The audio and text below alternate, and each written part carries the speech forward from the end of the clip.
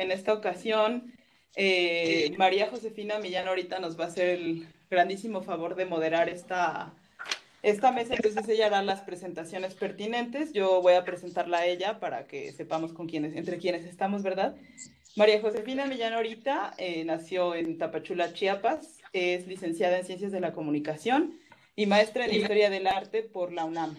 Es candidata a doctora en Humanidades por la UAM Xochimilco, con la tesis Colonialidad de Agencia, las mujeres indígenas zapatistas en dos discursos de emancipación, el feminismo descolonial y el cine documental.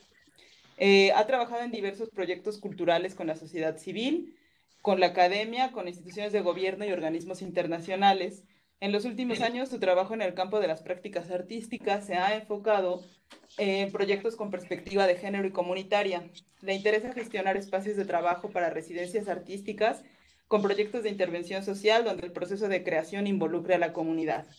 Es cofundadora de la organización civil Habitajes, Centro de Estudios y Acciones sobre el Espacio Público, la cual trabaja con metodologías que emplean prácticas artísticas y visuales en el espacio público, con un enfoque de derechos humanos, género, ciudadanía y memoria, a través de talleres, intervenciones y conversatorios con juventudes, personas en situación de migración y personas que se identifican como mujeres.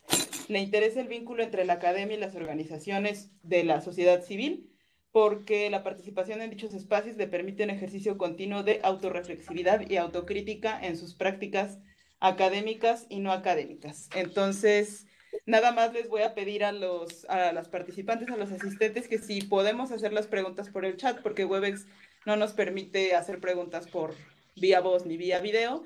Y con eso le paso la palabra a Josefina. Muchas gracias por la moderación. Muchas gracias, Itza, por la invitación a moderar la mesa Racialización, Cine, Religiones Afro en México, rutas metodológicas para sus análisis. Gracias a la doctora Nayeli Juárez Wet y a la maestra Astrid Juliet Cuero Montenegro, que nos acompañan hoy, y gracias a todas y todos los asistentes.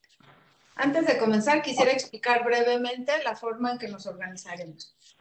Las preguntas se harán, como ya decía Itza, después de las intervenciones de nuestras dos invitadas por el chat general, ya que en la plataforma que estamos usando no está abierto el micrófono. Entonces es muy importante decir que cualquier comentario o pregunta se haga por esta vía y que nos comenten a quién va dirigida. Yo las leeré y ya sea Juliet o Nayeli responderán. Bien, sin más, presentaré brevemente a la doctora Nayeli, quien es antropóloga y profesora investigadora del Centro de Investigaciones y Estudios Superiores en Antropología Social en la sede peninsular. Sus investigaciones se han centrado en el estudio de las reconfiguraciones y circulación de creencias prácticas y religiosas en contextos urbanos y transnacionales, especialmente de las religiones afroamericanas y espiritualidades religiosidades contemporáneas vinculadas a la nueva era. Es miembro de la Red de Investigadores del Fenómeno Religioso en México y co-responsable académica de la Cátedra UNESCO INA Ciesas, Afrodescendientes en México y Centroamérica, Reconocimiento, Expresiones y Diversidad Cultural. Su último libro se titula Dos narizones no se pueden besar, Trayectorias, Usos y Prácticas de la Tradición Origen Yucatán, publicado por Ciesas UNAM, 2019. En los últimos años, también se ha adentrado en el desarrollo de metodologías y material didáctico para la sensibilización sobre racismo en México. Bienvenida nuevamente, doctora. Gracias.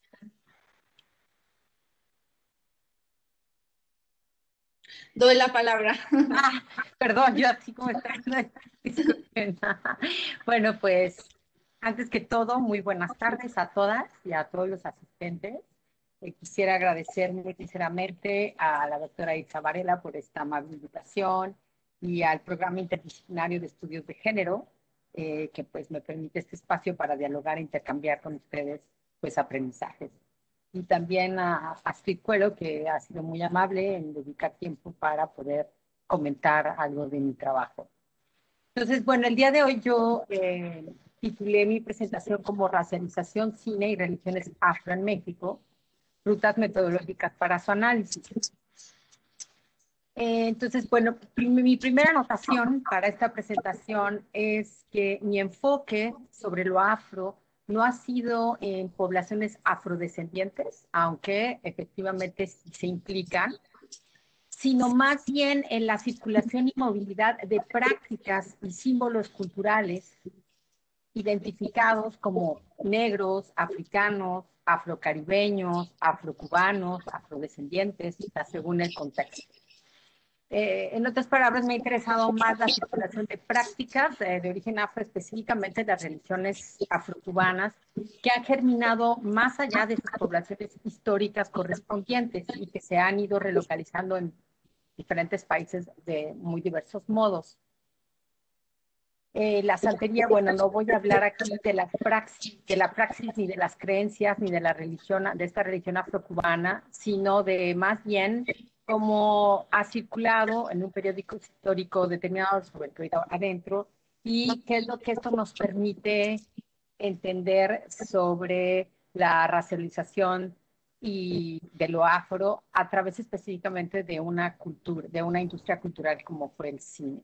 Por supuesto, esto pertenece a un trabajo mucho más amplio en el que abordo pues unas circulaciones que abarcan más espacios geográficos, pero para ese seminario decidí acotar mi tema muy específicamente a este ángulo a fin de que pudiera ser de interés para las participantes y los participantes y sobre todo que me pudiera retroalimentar también de la propia visión que ustedes puedan tener sobre mi acercamiento metodológico, que si bien estuvo más centrado en cómo estas religiones circulan y se relocalizan, sin duda también implican estas reflexiones que tienen que ver con la racialización de lo negro, de la sexualización de las mujeres o de su representación, ¿no? En este ámbito del cine. Entonces, bueno, a mí me interesó también entender a partir de la circulación, porque este enfoque de la circulación, porque me permitió conectar procesos y ver y analizar circulaciones desde abajo, es decir, desde actores, digamos, comunes, entre artistas, practicantes, familias transnacionales, etcétera, y la circulación desde arriba o a gran escala, en donde se implican industrias culturales o movimientos artísticos internacionales que han promovido lo afro como sí, un patrimonio cultural, pero también que han reproducido estereotipos que, bueno, conocemos bastante bien sobre lo negro o sobre lo afro, interiorizándolo, estigmatizándolo y fijándolo.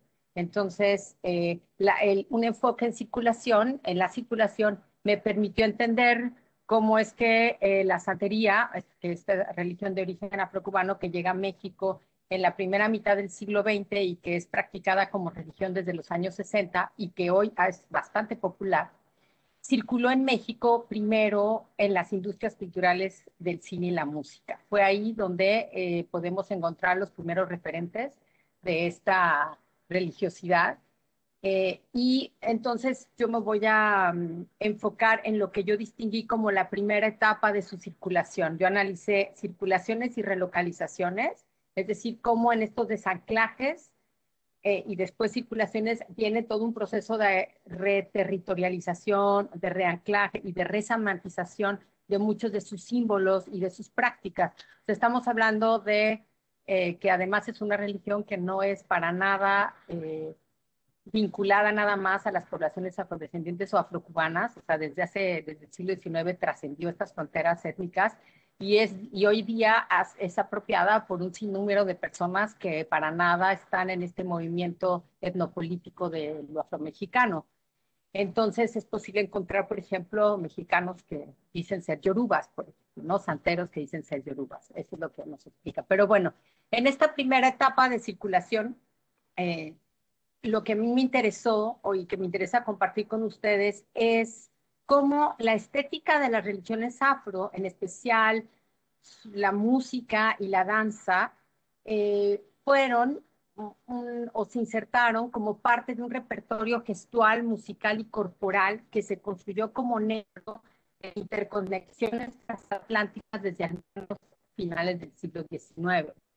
Entonces, cómo impactaron estas circulaciones de prácticas culturales en la definición de lo afro, qué subyace el exotismo bajo el cual se representaron estos repertorios en distintos escenarios transatlánticos y en cuáles de estos podemos encontrar o ver esta representación de sus poblaciones correspondientes, en donde se manifiestan visiones racializadas de esta otredad. Entonces, bueno, cuando hablo de un repertorio gestual, musical y corporal negro, sigo a Stuart Hall para pensar en estos repertorios culturales, que son productos de transmisiones de experiencias históricas y culturales transatlánticas de la diáspora africana y sus descendientes, pero que son reapropiados, readaptados y relocalizados en diversos escenarios. Esto es como así vamos a ver que muchos de estos repertorios que originalmente nacen en los solares urbanos de La Habana, en rituales, son completamente descontextualizados y van circulando en escenarios de entretenimiento y de una industria que los desacraliza y que los inserta en otras representaciones de lo negro. Al mismo tiempo, en este contexto surge una valoración de lo negro desde la lente de artistas e intelectuales de las primeras décadas del siglo XX, que busca revertir una desvalorización de larga data, poniendo así una representación de lo negro muy distinta a lo que se observaban en los escenarios del blackface del siglo XIX y principios del XX, y de la perspectiva criminológica o de los zoológicos humanos que se observan en el cambio de siglo. Entonces, los mediadores de esta transmisión y de las distintas representaciones de lo negro, pues son muy diversos y muy amplios. Aquí no para nada voy a abarcar todos, sino simplemente voy a compartir con ustedes cuáles fueron estos en lo que compete a las religiones afro y que tiene que ver con sus poblaciones, sí, porque también son racializadas, son inferiorizadas en discursos racializantes que las colocan en oposición a las religiones del libro, y bueno, esto sí se entraña desde la colonia, que fueron estas religiones etiquetadas, ¿no? Bajo categorías de superstición, de brujería, de cosas del diablo, y que pues son fantasmas que siguen vivos en el cine, en las noticias de hoy sobre estas religiones, y que sin duda también atañe o implica la propia visión de las poblaciones de las que pues surgieron, o sea, como sus prácticas culturales. Entonces, en ese sentido, las religiones afro tendrían que ver, ¿no?, con estas mismas visiones racializantes de lo negro. Entonces, esta industria del entretenimiento en México fue muy la relación de lo afro a partir de este repertorio musical y de estas danzas de las religiones de origen cubano, específicamente la santería y el palomonte. Como les dije, no me voy a enfocar tanto en estas religiones, pero bueno, son nada más para saber, son religiones que se forman, claro, en Cuba, que nacen en Cuba, luego de la presencia de los africanos que fueron traídos a la fuerza, y durante varios siglos estas religiones fueron conformándose a partir de este diálogo intercultural y fueron integrando elementos también del catolicismo y del espiritismo. Entonces, hoy día estas religiones que están presentes en México, es más, la santería cubana está presente prácticamente en todas las capitales hoy de América Latina, pues son religiones que tienen una parafernalia muy rica, tienen una beta musical también muy, muy rica, y de danza que es muy atractivo y que siempre fue muy atractivo para estas industrias que, pues, digamos, desacralizan todo este universo y lo ponen a circular en espacios que descontextualizan sus sentidos y que forman muchas veces el telón de fondo de películas que no tenían nada que ver con estas religiones. Entonces, bueno, también, bueno, ya con estas notas en mente, entonces voy a comenzar hablando específicamente sobre todo del cine, aunque recordar mucho este contexto muy importante que es de la primera mitad del siglo XX, en donde hay circulaciones muy intensas de artistas y de industrias de entretenimiento que enlazan a América Latina con Europa y también a África. Entonces, en esta circulación es muy interesante ver lo que pasa con las representaciones de lo negro en diferentes escenarios. Es un tema muy amplio y yo, bueno, me voy a enfocar en el caso de México y del cine y su enlace con Cuba y Europa, ¿no? Entonces, es muy importante también mencionar que esta estética de las religiones afrocubanas, o sea, su valoración en este principios del siglo XX con el movimiento afrocubano que nace en Cuba o el movimiento del arte negro de la primera década del siglo XX, no va aparejada con una valoración de la dimensión espiritual o ritual de la santería. De hecho, estas religiones fueron, al mismo tiempo que esta parte era valorada, en la isla eran perseguidas, eran criminalizadas, eran suprimidas, en fin, o sea, no era que estas danzas y música se pudieran realmente ejercer de manera muy libre en La Habana, sino que más bien esta parte sí era valorada en estos circuitos, pero en la práctica pues era reprimida. También esta valoración está articulada cuando lo afro va emergiendo como un elemento de valor de la cubanidad y también en una época en la que la radio, la industria, el cine van afianzando estereotipos derivados de los nacionalismos, de los regionalismos, que encuentran en la cultura pues, popular un recurso fundamental, ¿no? De propagación y que para México ya lo documenta muy bien Ricardo Pérez Monfort, por ejemplo, en sus diferentes textos, pues ha mostrado cómo todos estos medios de comunicación masiva de América Latina y el Caribe basaron muchos de sus éxitos en diversas expresiones culturales que incluyeron la música y baile afrocaribeños, también la representación de lo tropical y del Caribe exótico con imágenes de mulatas y negros caribeños que fueron construidos como sensuales y naturalmente rítmicos. Al mismo tiempo, bueno, hay también todo este grupo de literatos, de artistas, de intelectuales que al mismo tiempo van revalorando esta herencia de origen afro y van resaltando su valor de diferentes modos en distintos contextos, ¿no? De Estados Unidos y varias partes de América Latina. Varios de estos marcadores que se imprimieron en las representaciones de lo afro y de lo negro, sobre todo en el ámbito que tuvo que ver con sus religiones también, se reprodujeron en estas películas de la época del cine de oro mexicano. Aquí retomo la periodización de Julia Tuñón, del 31 al 53 más o menos, pero específicamente en el género de las cabareteras y del cine de arrabal, en donde lo negro se asocia con una África que está mediada por el Caribe, específicamente por Cuba, y que al mismo tiempo queda excluido de la mexicanidad. Entonces, aquí retomo esta propuesta de Jorge Grau cuando habla del carácter refractivo para analizar los productos audiovisuales de ficción, en donde hay un énfasis en la representación y en cómo esta representación se refracta a partir de un proceso que implica diversas estrategias narratológicas que no están enfocadas solamente en una imagen, sino en la producción de todo el ambiente, de la escenografía, de la coreografía, de la música o del audio que acompaña a un personaje, en sus colores, en los diálogos, en todas estas referencias implícitas de la puesta en escena, ¿no? De estas representaciones. Entonces,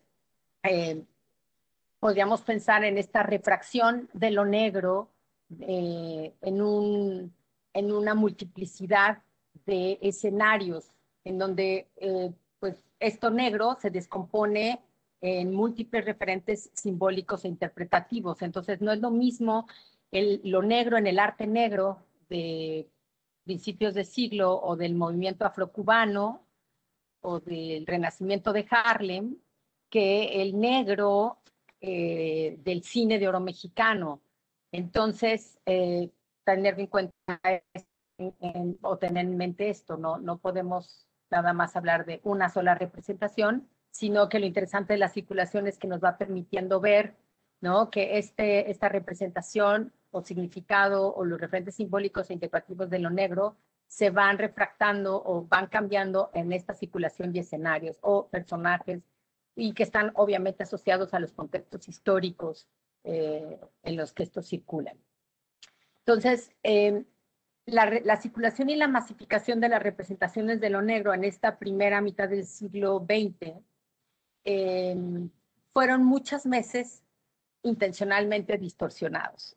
Me refiero sobre todo en este ámbito del cine, este cine de oro.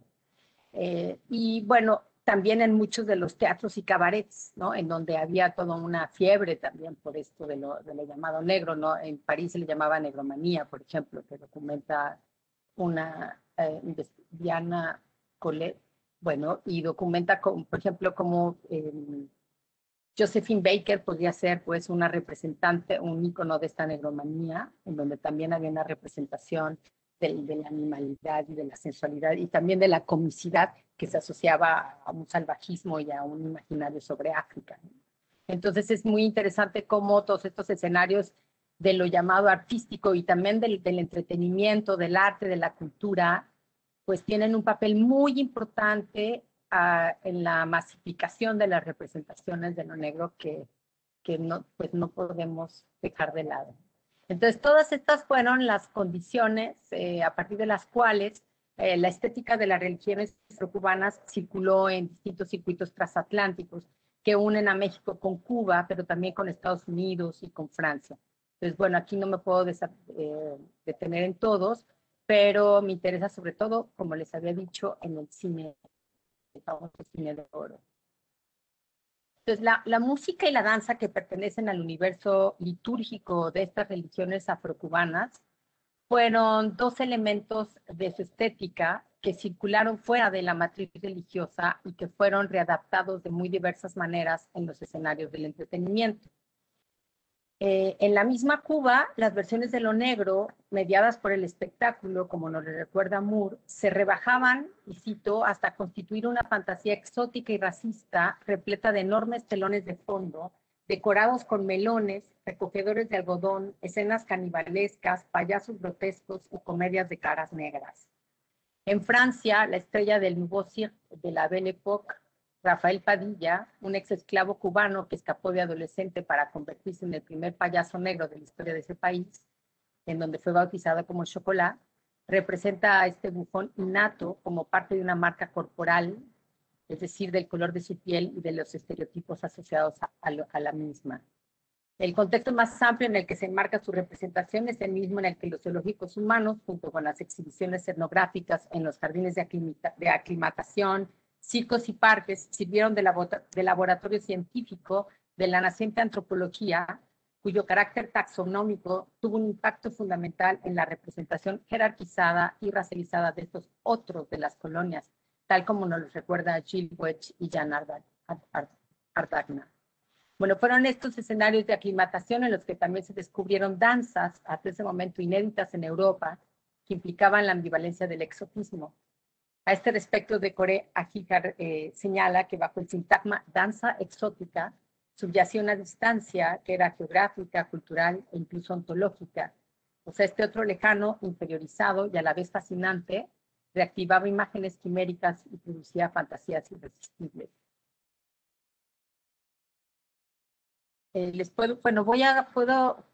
Quiero compartir con ustedes algunas de estas imágenes que fui encontrando en esta ruta metodológica de la circulación, porque al final es una opción, ¿no? Una de las cuestiones que hice fue también seguir objetos, seguir representaciones, seguir personas, y una de estas fue, por ejemplo, las representaciones de lo negro en diferentes espacios. Y de ahí que jalé algunas imágenes y videos de estas figuras icónicas en diferentes escenarios. Solo quisiera compartir con ustedes, por ejemplo, un video muy famoso de Josephine Baker. Permítanme un momento. ¿Me pueden habilitar la opción de compartir, por favor?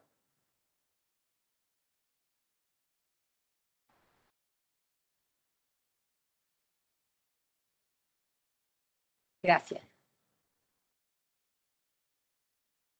Permítanme a ver. Un momento.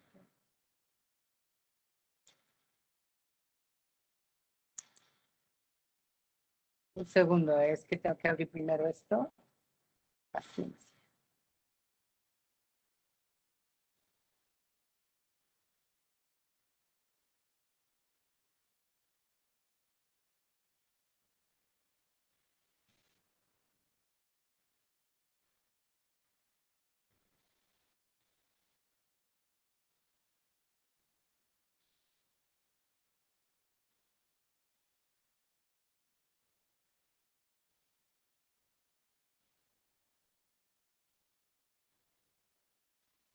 Bueno, esta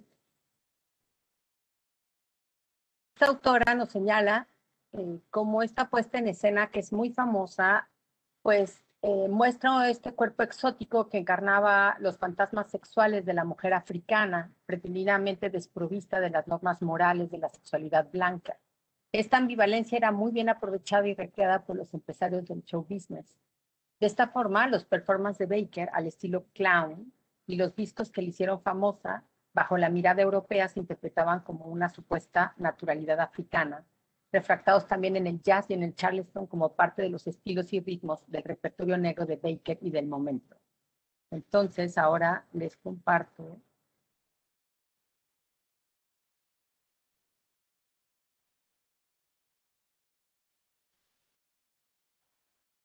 ¿Pueden verlo ahí? ¿Pueden verlo? Sí lo vemos, si quieres.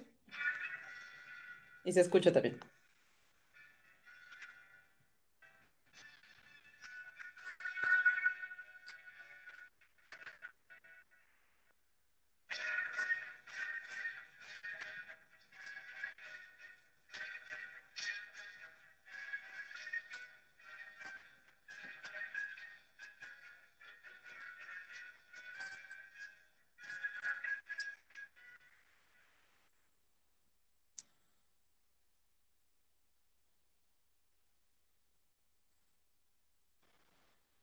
Bueno, y también tenemos otros casos. En el caso de Estados Unidos, por ejemplo, la famosísima Dunham, eh, que, bueno, fue una afroamericana que se inspiró mucho en el Caribe, donde hizo su trabajo de campo en los años 30.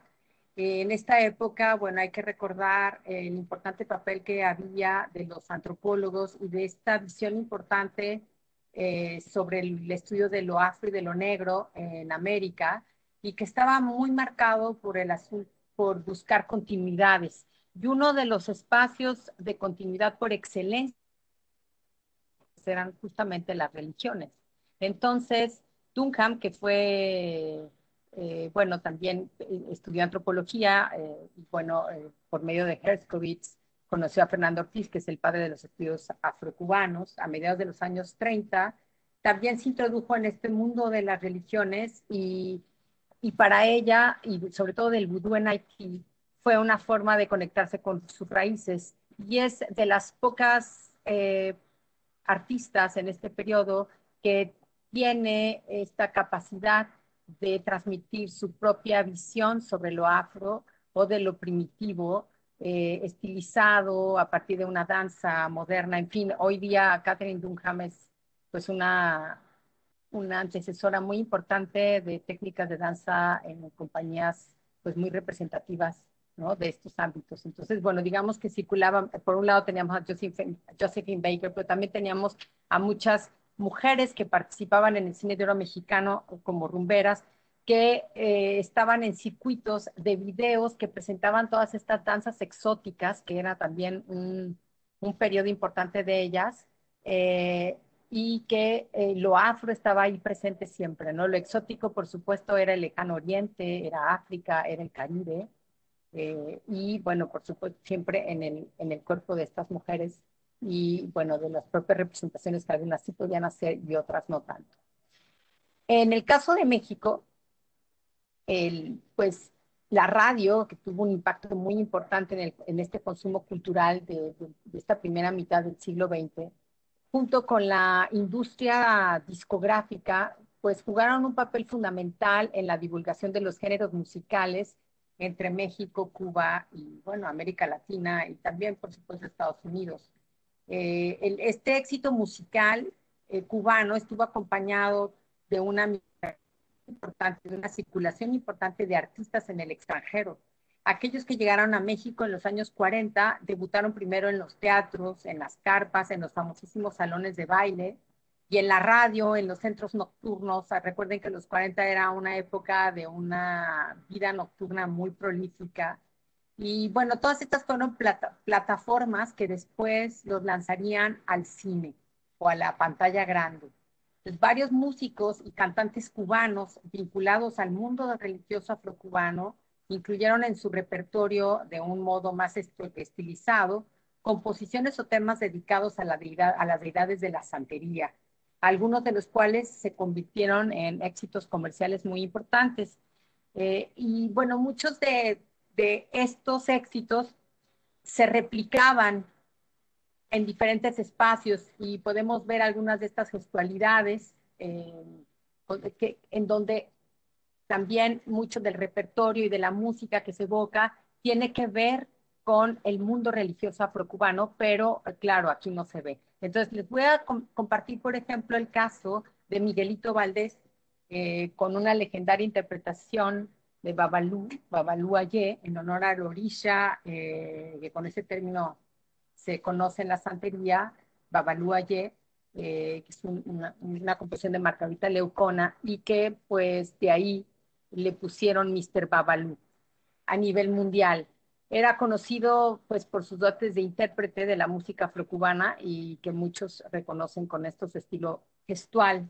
Después de este video voy a presentar el caso de una interpretación más o menos que quiere emular una gestualidad relativamente similar que Pedro Infante haría años después en la película de Angelitos Negros en 1948. Entonces, les voy a compartir el...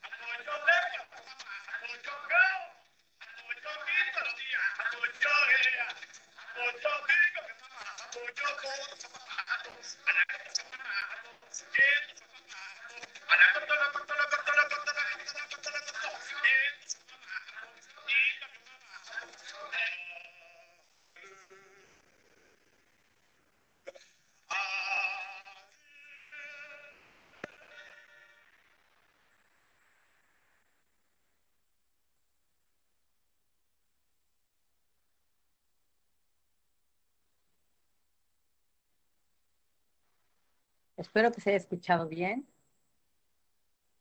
Ok. Bueno, las deidades de la santería, Yemayá, Changó, Babalú Ayé, fueron recuperadas y emuladas en muchas de estas películas sin que hubiera necesariamente una representación de estas deidades, pero sí de los mundos a los que pertenecían. Vamos a ver ahora una escena de Angelitos Negros, en donde también hay una escena que se llama Danza Sagrada, en la que se caracteriza, bueno, Pedro Infante es caracterizado como negro, o sea, blackface, recreando el trópico y el manglar. Y aquí van a escuchar en esta danza, a veces es muy vieja la película, a veces no se oye muy bien, pero las referencias explícitas a esta sonoridad que llama un ritmo negro, la evocación de un extraño ritual del mundo yoruba y sus deidades de Chango y Maya. Pues ahora, ¿verdad?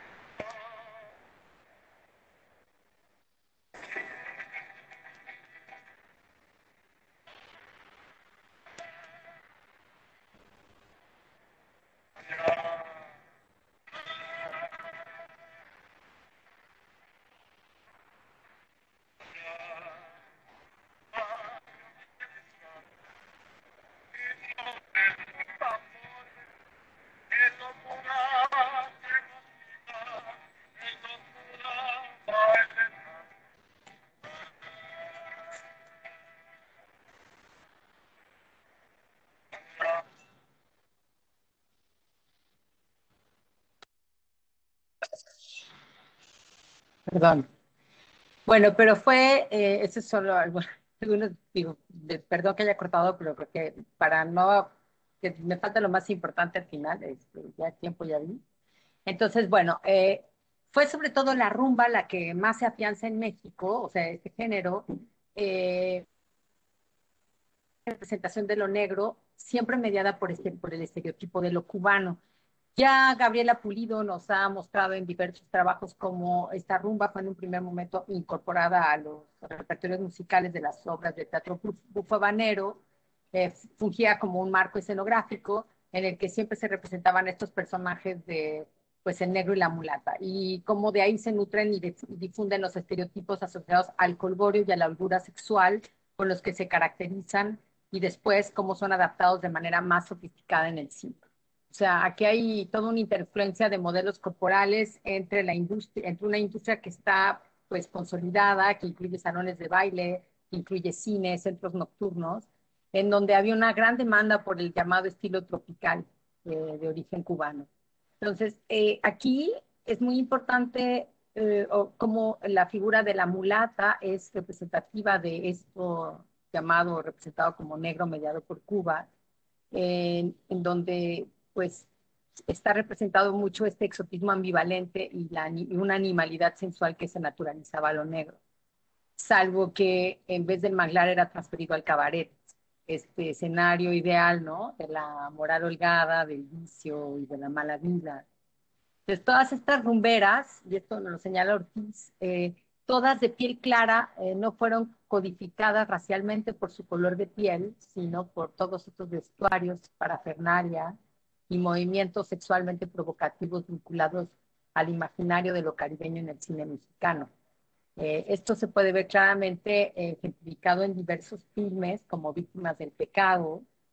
Eh, no sé si tengo tiempo, según yo no, pero les voy a mejor mostrar cómo también tenemos esto del cabaret, pero también la representación de lo negro vinculado a esta naturaleza y sus implicaciones simbólicas con lo salvaje y del trópico, de la sexualidad no domesticada. Un ejemplo entre muchos puede ser este filme de Sandra, La Mujer de Fuego, que es protagonizada por la cubana Rosa Carmina. Y me gustaría que pusieran énfasis en cómo la voz en off describe este ímpetu sexual al ritmo de una música que además está ejecutada en el lenguaje ritual de las religiones afro, pero claro, descontextualizada. Entonces aquí va.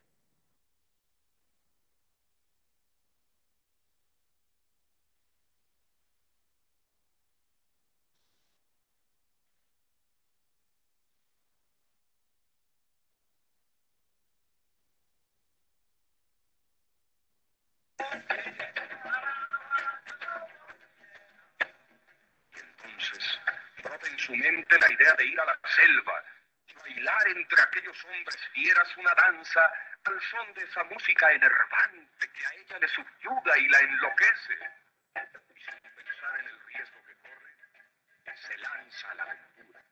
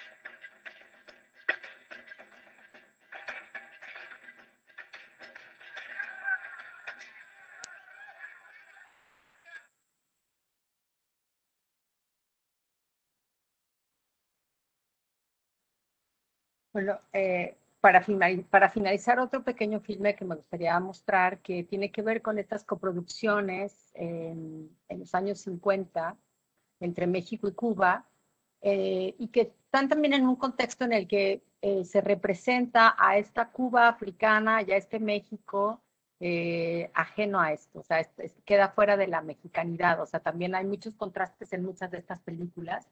Y en esta película de Yambao, lo que vamos a observar es, a pesar de que es coproducción cubana, México-Cuba, enfatiza mucho los ritos de la santería como lo más apegado a lo auténtico y a lo que realmente se supone que practican, pero lo que realmente se reproduce es una gestualidad corporal exagerada que se reinventa presentaciones que siempre acompañaron a estas religiones, que las colocan en el rubro de la brujería, con rituales que generan pues miedo, ¿no? Y que oscilan siempre también, bueno, entre miedo y atracción.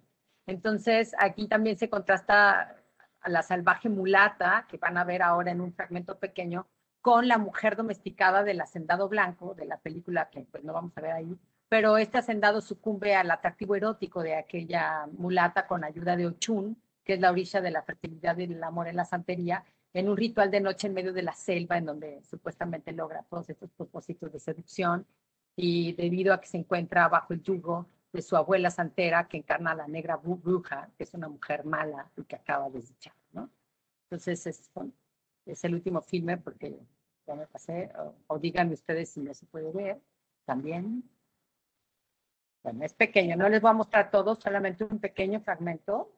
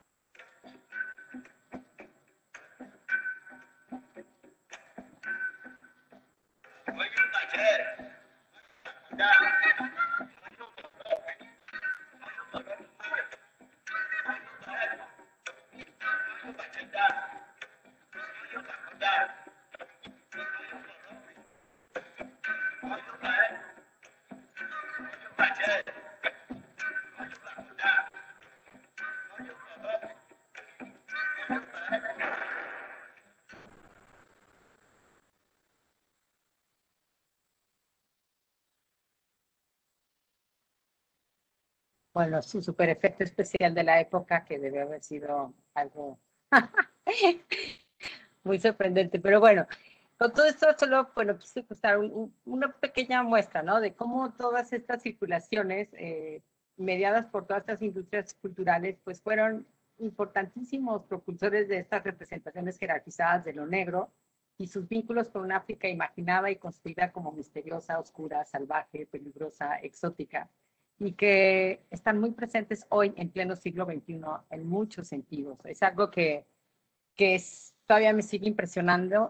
Parece que estamos todavía hace un siglo, pero no, siguen vigentes, y creo que es importante hacerlos visibles, ¿no? Y visibles para recordar a veces de dónde vienen nuestros imaginarios sobre lo afro, por lo menos en México. Eh, es también muy interesante ver cómo en esta circulación de entretenimientos podemos ver, por ejemplo, podemos pasar, por ejemplo, de la comicidad, que también fue uno de los aspectos mediadores de la imagen de los negros en el espectáculo, y de una publicidad que corría a la par. Por ejemplo, en Estados Unidos teníamos al Sambo, pasando por el clown de la Belle Époque, pero al negrito de Cuba, y que, como nos recuerda Nederben, quizá esta asignación al hombre, esta asignación al sitio que le correspondía o que se quiso construir así para el hombre negro, quizá era manifiesta de la amenaza que representaba el poder sexual y fuerza y carácter violento que también se le atribuía. Quizá lo deja como hipótesis, porque eran siempre como estas representaciones paralelas. Por un lado teníamos estas mujeres hipersexualizadas, pero paralelamente teníamos a la mujer asexuada encarnada en Angelina, ¿no? En la famosa negrita de los hot cakes, por ejemplo, o de la nana que vemos en Angelitos Negros. Entonces, también tenemos al bufón, al que está en la comicidad, al tonto, ¿no? Al torpe, etcétera. Pero por el otro lado están corriendo a la par estas representaciones del negro como el hombre violento, como el hombre amenazador, como el hombre con una sexualidad. Entonces, pues todas estas representaciones van circulando en diferentes espacios y escenarios. Y bueno, en México, pues pegó mucho, ¿no? Todo este papel que tuvo sobre todo la mujer en estas representaciones a partir de este cine. Y qué bueno, pues como nos recuerda Jacques-Luc Boñol, la mitología del binomio blanco-negro cristiano asociado a la blancura de pureza y la negrura al pecado, ¿no? O sea, y cómo todo esto de sus culturas, sus religiones y sus representaciones también tenían una ambigüedad, ¿no? Entre cosas de negros inferiores, pero al mismo tiempo ejercían una cierta fascinación que debajo del disfraz de lo exótico siempre entrañaba estas relaciones de poder jerarquizadas de la representación y de su circulación. Entonces, bueno, yo con esto termino.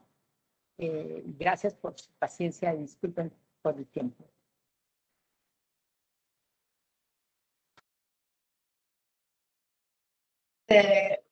¿No se escucha?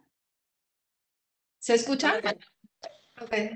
Bueno, decía que muchas gracias por esta presentación, que no solo nos desata una serie de reflexiones en torno a la representación de poblaciones afrodescendientes en México a través del cine, sino que da un panorama de algunas rutas metodológicas dentro del proceso de investigación y la relevancia de nociones como representación y circulación como conceptos clave para hablar sobre diversas figuraciones exotizantes de lo negro en el análisis que haces.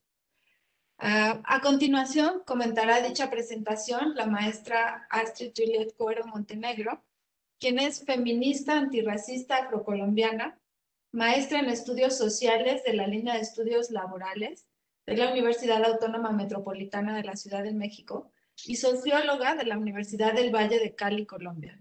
Integrante del Tejido GLEFAS, Grupo Latinoamericano de Estudios, Acción y Formación Feminista. Actualmente es doctoranda en el posgrado en Estudios e Intervención Feminista del CESMECA UNICACH de San Cristóbal de las Casas. Sus principales temas de especialización están relacionados con el feminismo negro, antirracista y decolonial, el feminismo marxista y materialista, el trabajo feminizado, racializado y la industria maquiladora mexicana y colombiana. Ha participado de varios proyectos de investigación en Colombia sobre sexualidades y feminidades de mujeres negras, hetero, lesbianas y bisexuales, y sobre los efectos de la discriminación racial en el empleo de las mujeres afrocolombianas residentes en Cali, de los cuales surgieron varias publicaciones. Fue miembro desde el año 2008 hasta el año 2012 del Grupo de Investigación Estudios Étnico-Raciales y del Trabajo en sus distintos componentes sociales, reconocido por Colciencias y adscrito al CITSE, Centro de Investigación de la Facultad de Ciencias Sociales y Económicas de la Universidad del Valle, Cali, Colombia. También ha desempeñado como facilitadora en talleres y módulos de diplomados relacionados con el fortalecimiento de identidad afrocolombiana y afromexicana, y sobre el análisis del racismo en la vida cotidiana del teatro y el cine desde una perspectiva feminista, antirracista y decolonial. Como activista feminista, ha participado en diferentes colectivos del movimiento afroestudiantil colombiano. De igual forma, ha trabajado en actividades de intervención social con mujeres negras como parte de la línea basal sobre discriminación racial y de género, colaborando con organizaciones como la Red de Mujeres Afrocolombianas Cambirí y la Asociación Casa Cultural El Chontaduro, ubicadas en Cali, Colombia. Finalmente, ha desarrollado los encuentros de melómanos y melómanas de salsa antirracista, que son espacios de escucha y apreciación y baile de canciones de la música afrocaribeña y afrolatina, seleccionada con un criterio de reflexividad sentipensante desde la mirada antirracista y las metodologías descoloniales. Algunas de sus publicaciones más recientes son ¿Es posible una intervención feminista descolonial? Una reflexión desde la experiencia y la práctica política antirracista, 2019. ¿Es la experiencia el fundamento de las prácticas políticas feministas de las mujeres, de las sujetas mujeres racializadas? 2019. Y Roma, de la nostalgia a la empatía política con la situación de las trabajadoras del hogar indígenas, 2021. Cedo el micrófono a la maestra Astrid Juliet Cuero Montenegro.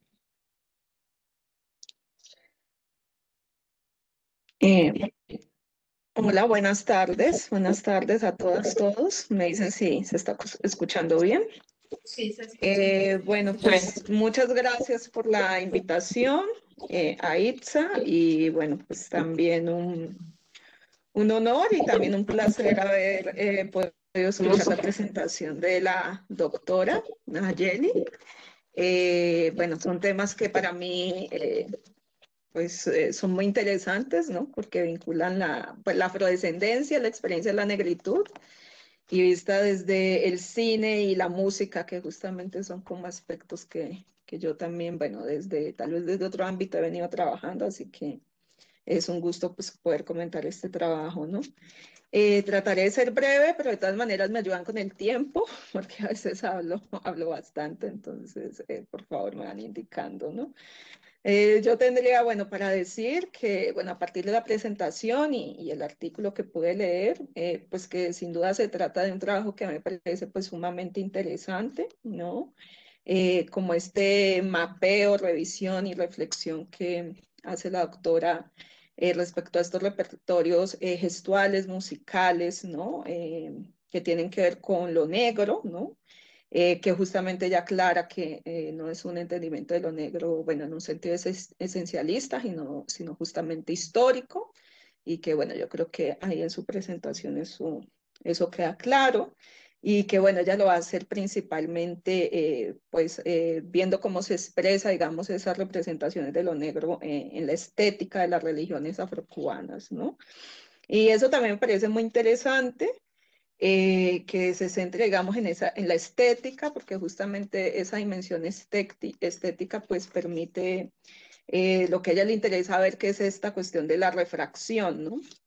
O sea, cómo se distorsiona justamente ese contenido que podríamos llamar, bueno, tanto espiritual, político, ¿no? Experiencial, y que bueno, y que lo que interesa desde estos ámbitos de circulación del entretenimiento es como quedarse con esa parte de la estética y un poco dejar de lado ese contenido más profundo, que es, pues digamos, lo que la doctora Nayeli llama como eh, ese sentido profundo, justamente como que dejaría de lado, supondría un proceso de descontextualización más bien, ¿no? Eh, y bueno, estas son cuestiones que me parece que son sumamente importantes porque, bueno, actualmente que está como tan en boga esta discusión de la apropiación cultural, ¿no? Creo que allí habría digamos, cuestiones interesantes, ¿no? Como para discutir y complementar o profundizar esta discusión de la apropiación cultural, que claro, que entiendo y que yo estoy de acuerdo, digamos, con las críticas que desde ahí se han hecho, pero que a veces me parece que también ciertas críticas desde la apropiación cultural pueden también terminar siendo esencialistas, ¿no? Entonces me parece que un abordaje como el que hace la doctora pues permite como complejizar más o a poder ampliar más esa discusión, digamos, en torno a lo que tiene que ver con la apropiación cultural y al final voy a decir por qué, ¿no? Porque a mí me parece que aunque haya esos efectos de refracción, que claro que, y voy a hablar ahí tal vez desde claro, es una postura académica, ideológica, pero también política.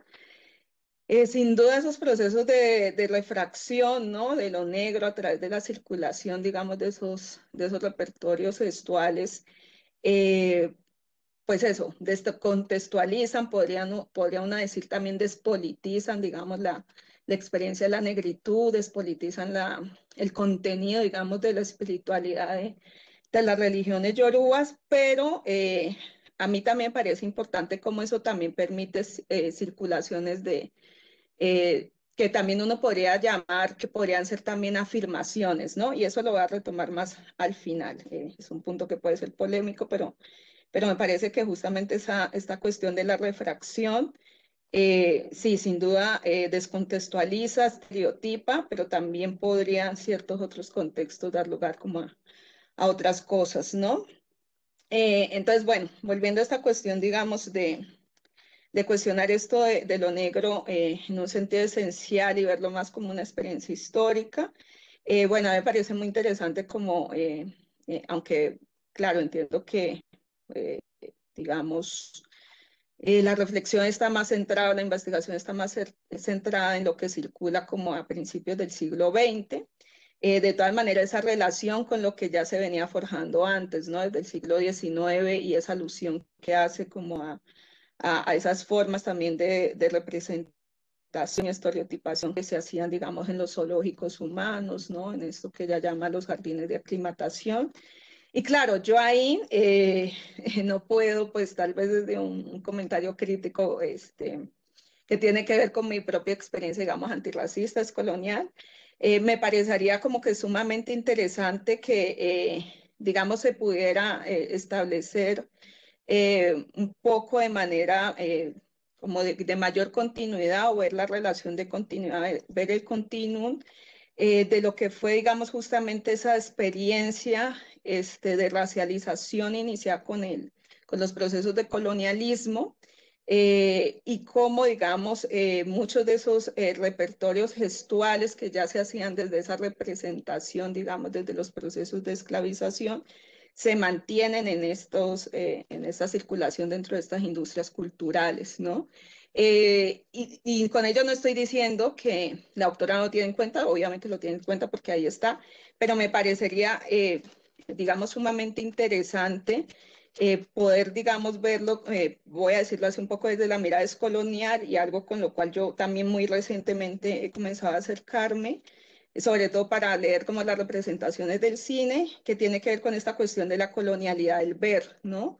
Cómo desde el proceso de colonialismo se estableció una colonialidad del ver sobre esos sujetos que se racializaron y ya desde ahí había una representación que tenía que ver ya con un consumo que uno podría decir cultural, ¿no?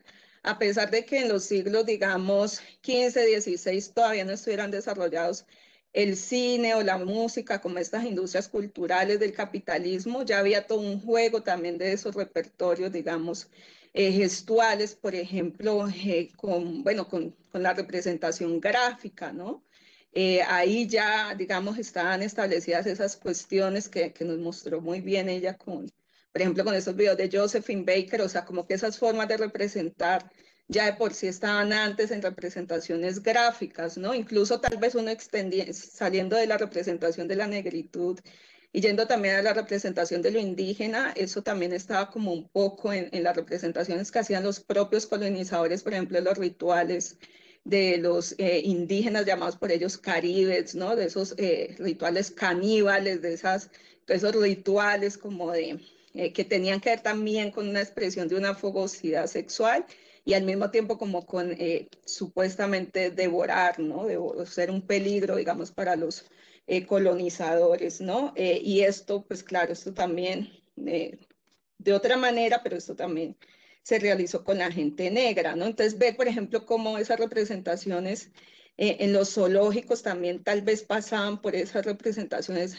gráficas y eran una forma también de consumo cultural, que de algún modo esos repertorios ya establecidos en esos zoológicos probablemente también se retomaron para montar estos espectáculos, ¿no? Y en ese sentido me parece muy importante lo que plantea la autora de que esta refracción ha sido intencional, ¿no? Entonces, justamente, que yo estoy completamente de acuerdo, como ha sido algo intencional, habría que ver de dónde, ¿no? De dónde fue que, ahorita que nos mostraba, por ejemplo, ese ritual ahí de Ochun, eso, de dónde sacaban como que la gente negra se movía así, ¿no? Haciendo un ritual.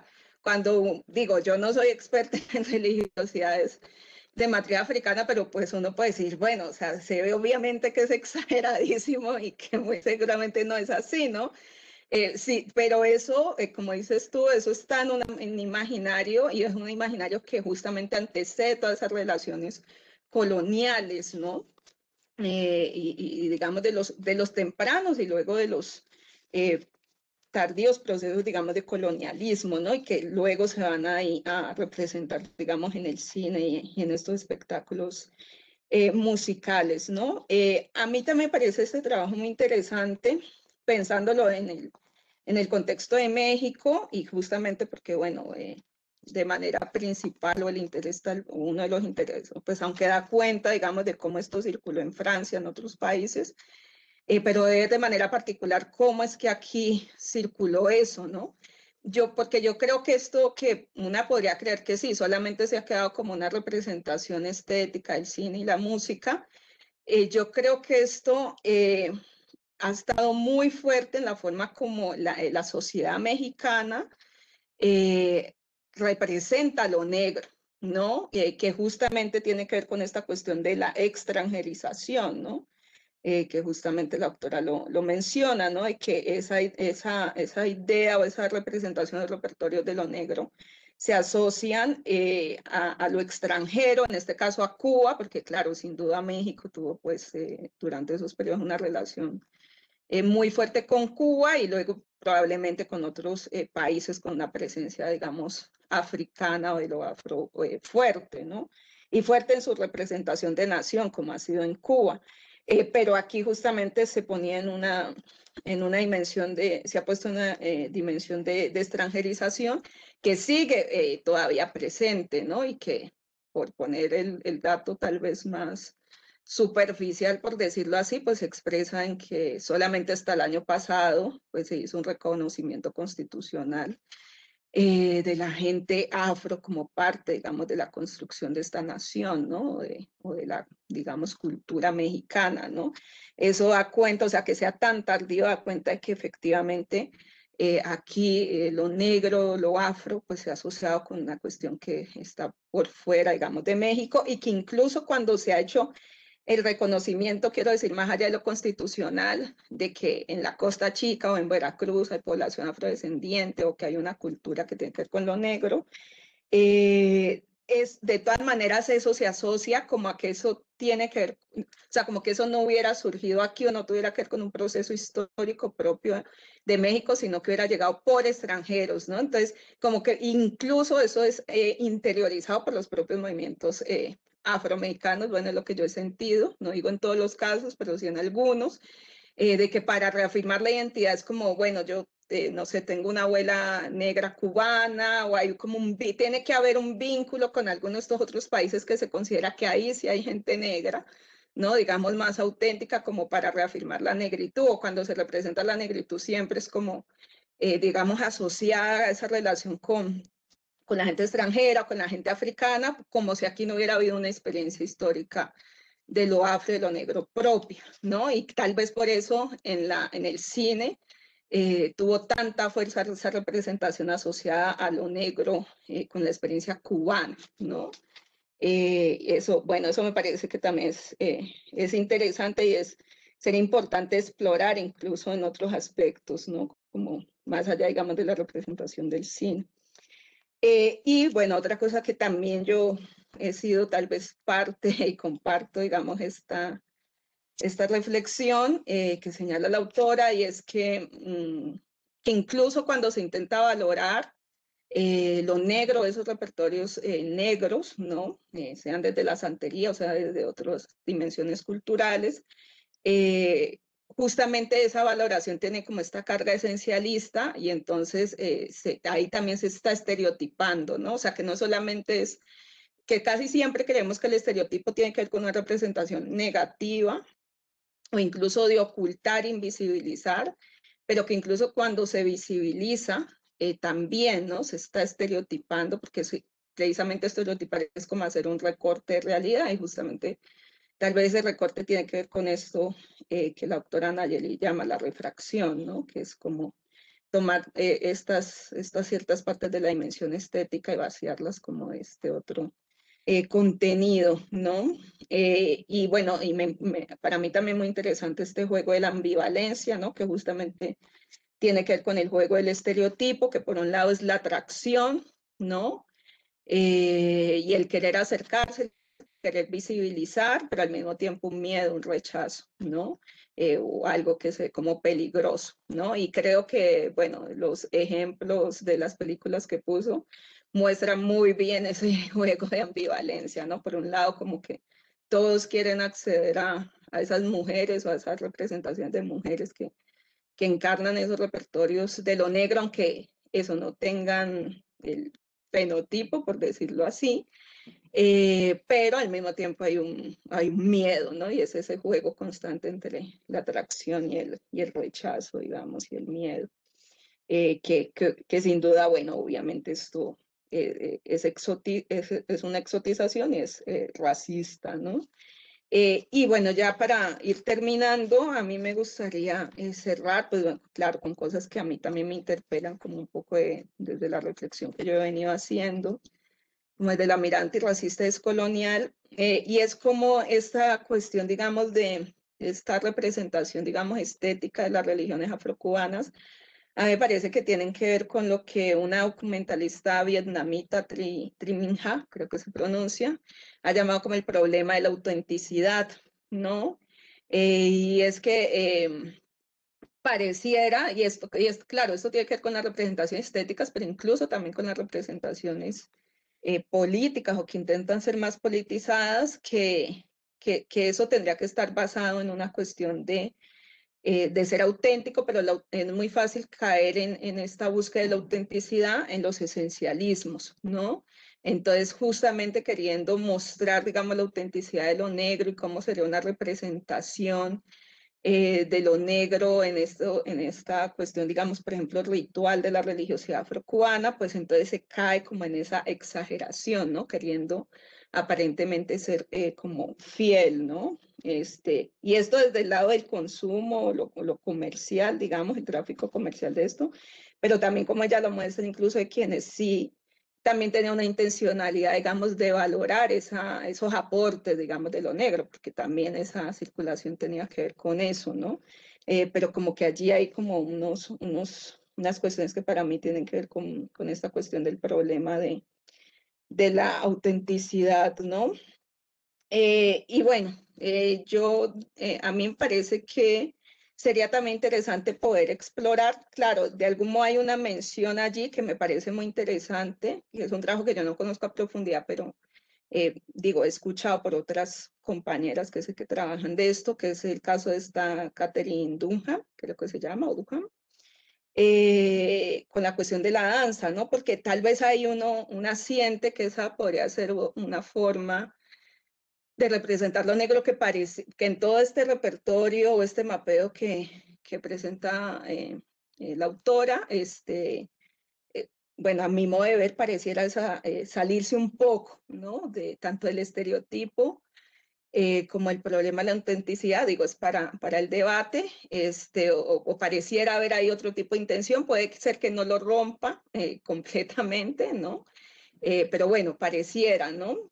Y esto, digamos, un poco me hace pensar en eso, en cómo poder poner más en relación, en tensión, pero también en lo que seguramente hay mucho de común y digamos, de continuidad, digamos, en esa circulación de esos repertorios, de esas representaciones de lo negro, pues que de algún modo las que muestra son más eso, por decirlo así, desde arriba, ¿no? O hegemónicas, porque están en un contexto de unas industrias culturales, porque incluso así estén en el arte, pues bueno, también eso tiene, digamos, sus cargas, ¿no? Y ver cómo, digamos, al mismo tiempo que circulaban esas, podían estar circulando otras en otros ámbitos, ¿no? Y digo, el caso de lo que hace Catherine Dunham puede ser uno, pero seguramente, por ejemplo, más en esta categoría de lo popular o de lo que no circula, digamos, a través de estos medios mainstream que podría estarse haciendo, ¿no? Y como ver esos contrastes de justamente qué es lo que en unos casos se refracta y qué es en lo otro lo que permanece o cómo se representa, digamos, de otra manera, ¿no?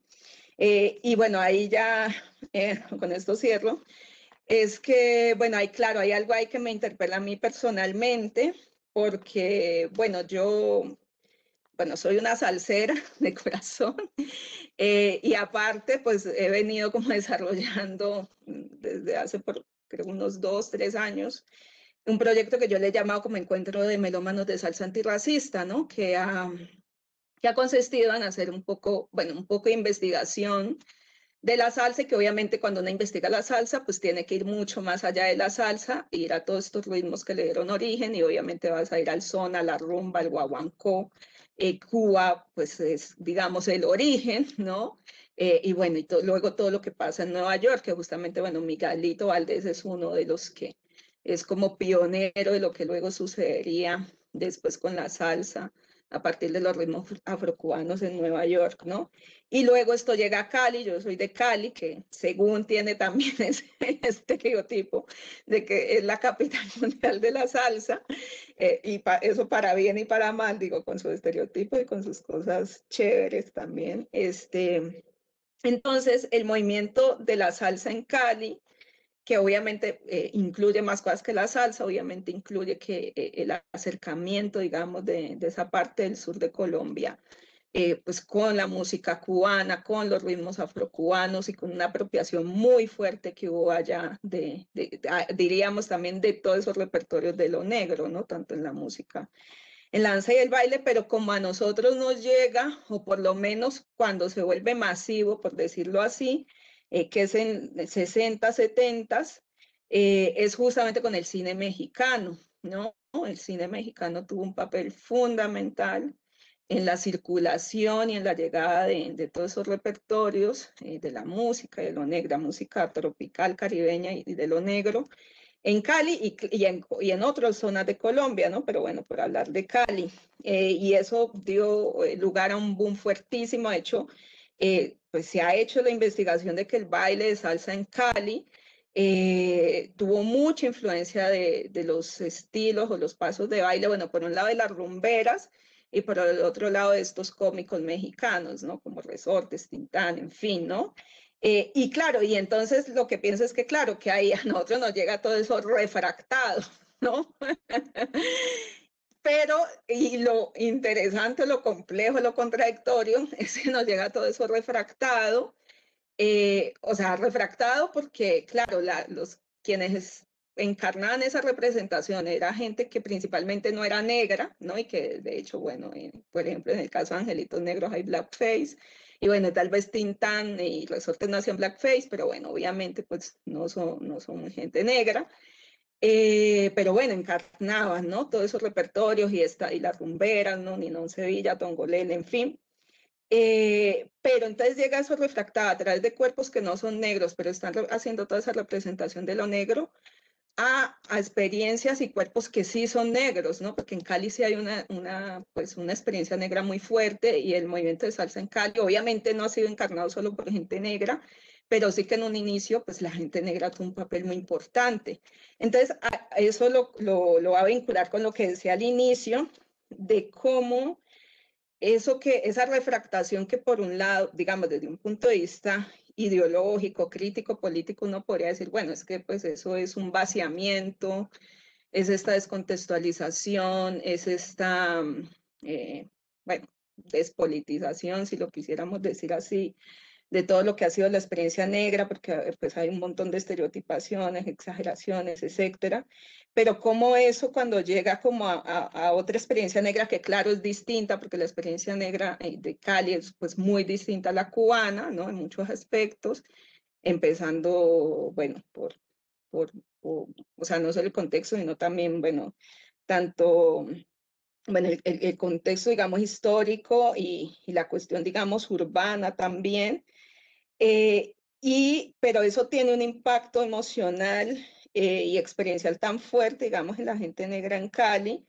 que eso contribuye, no digo que solamente es a través del cine, obviamente hubo una relación directa con la música por otros medios, pero sin duda no se puede negar que todas esas representaciones del cine mexicano sí tuvieron mucha influencia en esas, digamos, construcción de identidades de barriada en torno a la música caribeña, ¿no? y a convertir, digamos, esos ritmos, la salsa, pero esos ritmos, el mambo, la rumba, como en elementos de resistencia de la negritud, ¿no? Entonces pienso cómo, y bueno, ahí viene la polémica como para dejar el debate, esos movimientos de refractación a veces pueden también contribuir, obviamente eso tiene que ver con la agencia activa, digamos, de los sujetos a los que esas refractaciones llegan, como afirmar, ¿no? Procesos, digamos, experienciales, identitarios con respecto a la negritud o a la experiencia de lo negro, ¿no? Digamos, cómo se puede llegar a resignificar desde una experiencia urbana esa relación, por un lado, sí, con la espiritualidad o la religiosidad afrocubana, pero claro, también con todo lo que lleva en la expresión en términos de la música, la danza, ¿no? Y también pensaba yo que esta cuestión de la desacralización, que claro, sin duda estoy de acuerdo, o sea, que constituye una desacralización, digo, ese último ritual de esa película no podría ser algo más desacralizado que eso, pero también pienso en cómo esa, a veces, o sea, no quiero justificar la desacralización, y digo, hay que respetar a los santos, como dice por ahí en una canción, pero como en ciertos contextos eso, sí, justamente puede llevar, digamos, a reafirmar ciertas cosas. Entonces pensaba yo también en el caso del gospel en Estados Unidos, o por lo menos, bueno, pienso en la experiencia de Ray Charles, ¿no? Que él, digamos, bueno, no es el único, pero digamos que fue uno de los que saca el gospel de ese lugar de lo sagrado, y lo lleva, digamos, a este ámbito del goce, ¿no? Y obviamente ahí hay un proceso, pues sí, podríamos decir profano muy fuerte, que sin duda tendrá muchas consecuencias en muchos aspectos, pero que también permite conectar con otras experiencias de lo negro que generan como afirmaciones, ¿no? Y esto sin negar, digamos, lo riesgoso que es desacralizar, pero también como que hay cosas que en esos procesos de desacralización, digámoslo así, no se pierden del todo y pueden como llevar a otras transformaciones o experiencias de lo negro, otro tipo de resistencias, ¿no? Y con eso yo quería terminar. Y bueno, muchas gracias por la invitación y fue pues un placer como poder comentar esto y bueno, espero, pues sí, más o menos se haya entendido lo que quería decir. Gracias.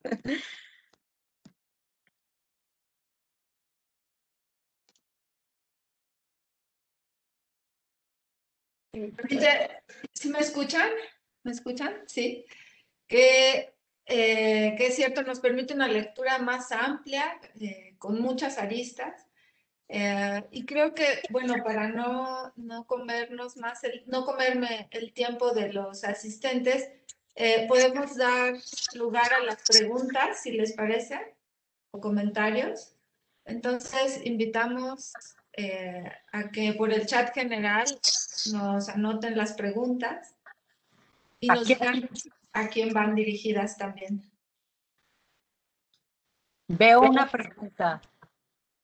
Bueno, no sé, bueno, primero me gustaría agradecer mucho la lectura.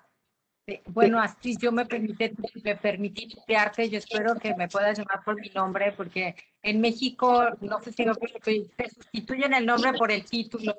No sé cómo hacer para luchar con eso, pero por favor, llámame Nayeli, gracias. Llámenme Nayeli, te los voy a agradecer. Así que Astrid, si me permites llamarte por tu nombre, yo así lo hice desde un principio. Bueno, pues te agradezco mucho la lectura, me gustó mucho pues, tu provocación. Yo creo que, por un lado, me gustaría señalar, decías, bueno, ¿de dónde sacaban todos estos artistas o directores las puestas en escena de estos rituales? ¿De dónde sacaban estos cantos, no? ¿Cómo le hacían? Y es muy interesante señalar que, pues, muchos de los artistas cubanos que aquí participaban, pues, pertenecían a las religiones afro. Bola de Nieve, Ninón Sevilla era hija de Changó, y ella misma cuenta como muchos de estos números, ella misma era quien, pues, proponía bastante del baile, etcétera. Entonces, claro que había también aquí una agencia, y es un poco difícil a veces, pues al final es una lectura, ¿no? Pero es muy difícil saber también cómo recepcionó mucha gente estas películas. O sea, nosotros a lo mejor estamos o partiendo, ¿no? De que no, en estas películas hay pues una racialización, así lo estamos viendo por lo que analizamos, pero habría que ver hasta qué punto, y es difícil saberlo, ¿no? ¿Cuál es la recepción de estas películas en otras personas? Yo llegué a estas películas porque la misma gente me decía que es que Quintana era hijo de Leguá, Pedro Infante era hijo de, etcétera. O sea, se referían al mundo del cine mexicano, del cine de oro, como el primer punto de entrada de la santería y lo decían como un punto, como algo común, ¿no? Y no, también hay esta parte que señalas que es muy importante es cierto que muchas de estos espacios y escenarios y esta circulación de prácticas culturales que, bueno, más allá de que se desacralizan, pasan por procesos también de patrimonialización, que es importante decir. Que en especial me refiero a la música y a la danza. O sea, al mismo tiempo que estaban pasando por estas industrias culturales, la misma música y danza era revalorada en los ámbitos circuitos antropológicos de la misma Cuba, en donde no se permitía la religión, pero sí, por ejemplo, un toque de tambor para que pudiera exponerse la complejidad, ¿no? De la ejecución ritual y musical de los tambores. O sea, y también después, y por mucho tiempo, bueno, estos repertorios pasaron por estos procesos de patrimonialización que hoy permiten circularse, pues sí, o sea, estetizados, digamos, y estilizados, o sea, pasan por todo un filtro que permiten ser efectivamente parte de procesos de afirmación, ¿no? De procesos afirmativos. Uno es muy interesante, bueno, ya Itza aquí nos puede platicar. Algo que es bien particular del caso de México es que mientras las religiones afro no son emblemáticas de las poblaciones afrodescendientes, resulta que sus danzas, como la danza de Obatalá, que es una orisha, sí pasó a ser apropiada por estas chicas ¿no? Del movimiento etnopolítico negro afromexicano, que lo retoman como una forma de afirmación con sus raíces, ¿no? Pues eso es algo, pero es justamente la circulación de una danza que ya pasó por un proceso de patrimonialización y de valoración, que sí, también lo vimos en el cine, o sea, es decir, sí es cierto que hay también estas reflexiones, pero no pudimos abarcar todas y es muy interesante ver cómo en otros escenarios, como Catherine Dunham, pues proponía otra visión de estas danzas, más desde el ámbito artístico y de la conexión con las raíces, así como lo estamos viendo ahora para el caso de estas jóvenes, que además fue gracias a la bueno, al internet, ¿no? Que se apropian de estas danzas y las resignifican y bueno, las hacen suyas, ¿no? Como una conexión con sus raíces. Entonces, eso, y la otra es, como siempre, lo negro, por lo menos en este periodo, y también en el contemporáneo, al menos en las prácticas religiosas, se ve como extranjero. Muchos santeros mexicanos pueden decirte, bueno, yo soy yoruba, pero no soy negro, pero sí tengo un negro en mi cuadro espiritual. Es decir, no consideran de valor una posible ascendencia negra o no lo ubican o no la conectan, no la han construido así, pero sí a un nivel simbólico, ¿no? Decir yo soy yoruba, ¿qué significa esto, no? Para un mexicano, o sea, bueno, claro, ¿de qué mexicano estamos hablando? Pero estoy hablando normalmente de personas que no están inscritas en movimientos etnopolíticos de afirmación afromexicana. Eso es lo que es muy interesante. Entonces, bueno, a menudo pienso que se esencializa mucho estas religiones con las poblaciones afrodescendientes, ¿no? Hace poco en una presentación que hice de mi libro, le llamé La Noche Afro, justo con esta idea de que, ¿por qué o sea, lo afro, como todo este repertorio cultural que desde hace ya mucho tiempo ha circulado fuera de las poblaciones y que ha sido apropiado de muy diversas maneras y por un amplio público de muchos orígenes, pues no necesariamente remite a estas poblaciones de nuevo. Entonces, hubo una persona que estuvo francamente indignada con el evento porque dijo que no veía ningún africano ni afrodescendiente en esta reunión, que fue abierta al público, y que había cubanos, había, ¿no?, personas que se apropiaron de la capoeira, por ejemplo, presentaron algunas que hacen comida de origen africano, pero no porque no sean africanos no puedan, o afrodescendientes no puedan practicar o apropiarse de estas estos repertorios que circulan y se ofrecen en muchos circuitos. Entonces es algo muy interesante. Las danzas afrocubanas son hoy en día pues un espacio muy prolífico, y también las africanas de Guinea, etcétera. Hay un movimiento muy interesante en México que promueve todas estas danzas, y que, por ejemplo, el colectivo Maíz Negro, por ejemplo, que no están reivindicando una raíz de ascendencia africana, pero sí una identidad cultural a partir de la práctica de un repertorio musical y dancístico. Y sí, ¿no? Pienso que se vale, pero siempre está ahí la disputa, ¿no? ¿Por qué tú si tú no eres auténtico, ¿no? Y esta disputa de la autenticidad está siempre ahí en estas prácticas religiosas y su representación. Entonces, bueno, pues también me gustaría, así que muchas gracias, Astrid, por tus comentarios. Y bueno, pues nos quedaría mucho tiempo para poder seguir ahondando, pero también quería responder a Ariadna Tenorio, que menciona cuál fue la ruta metodológica del análisis. Bueno, nada más para mencionarle brevemente, o sea, aquí ya se vio más procesado, quizá no se vio, pero bueno, la idea era partir de una perspectiva de conexiones y circulaciones, de ver dos procesos que implicaban, por un lado, bueno, claro, cómo estas religiones que estaban asociadas a poblaciones históricas, digamos, se desanclan y van circulando y son reapropiadas en muchos contextos, pero en esa reapropiación, ¿qué pasa con las circulaciones, con los procesos y cómo se conectan diferentes actores? Por supuesto, aquí no pude ampliarme en todo lo que trabajé sobre este tema, pero me enfoqué mucho en la etnografía multisituada y en seguir conexiones, procesos y circulaciones. Es una ruta metodológica que me permitió salir de un contexto local más clásico, o sea, sí tengo un punto focal, pero no nada más partir de México, sino México conectado en una serie de procesos que permiten entender cómo llegan estas religiones, cómo son apropiadas, cómo son representadas en diferentes ámbitos y en diferentes momentos históricos. Esa fue la ruta breve, ¿no? Las demás no las veo. Aquí hay un comentario de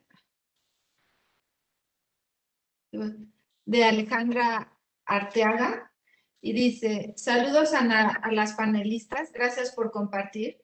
Sería interesante hacer una revisión crítica de la visión hegemónica y clasista y racista de lo negro en México, ya que su origen está marcado en el ámbito privilegiado del cine mexicano. Lo estoy pensando en comparación al contexto actual, donde cada vez más se adoptan prácticas espirituales de raíz africana como la santería o palo mayor, en lugares de periferia, alrededor de lugares marginales a la Ciudad de México, sobre todo en Estado de México. No sé si alguien quiera comentar. Bueno, solamente señalarle que pareciera, o sea, es verdad que estas religiones están proliferando, pero hay que recordar que no necesariamente se practican en espacios de personas consideradas marginales. La santería de este tiempo comenzó como una religión de gente con recursos económicos, porque el desembolso que implica las iniciaciones y toda la parafernalia ritual que moviliza a muchas personas, no lo puede pagar cualquier persona. Entonces no es una religión en ese sentido. Pero lo que es muy interesante es que justamente una de sus circulaciones se da en ámbitos de mercados y centros esotéricos, en donde parte de esta santería circula y se recontextualiza con prácticas de arraigo mexicanas que promueven otras resignificaciones de sus símbolos y de su parafernalia, y que son apropiadas desde diferentes formas por poblaciones que no necesariamente practican la religión en sí, pero retoman algunos de sus elementos como complementarios a lo que ellos ya practican. Y que, bueno, tienen que ver con estos sectores también populares, ¿no? Bien. Tenemos otra pregunta por aquí de Samantha Cacique, que dice: gracias por sus aportaciones. Justo cuando se proyectaban los videos, pude notar que la representación de las mujeres racializadas como sexualizadas siempre va desligada de la corporalidad y solo se enfoca en reproducir otros elementos deseables, sobre todo porque el público destino es masculino. Tengo una pregunta abierta. ¿Conocen alguna propuesta de proyectos visuales, ya sean cinematográficos o no, que se desvincule de representaciones estereotipadas o que reivindique elementos de las culturas afrocaribeñas? La mayoría de los proyectos que conozco son documentales y, a mi parecer, de alguna manera mantienen esa dimensión de la realidad afro-latinoamericana como gueto, separada del resto de Latinoamérica.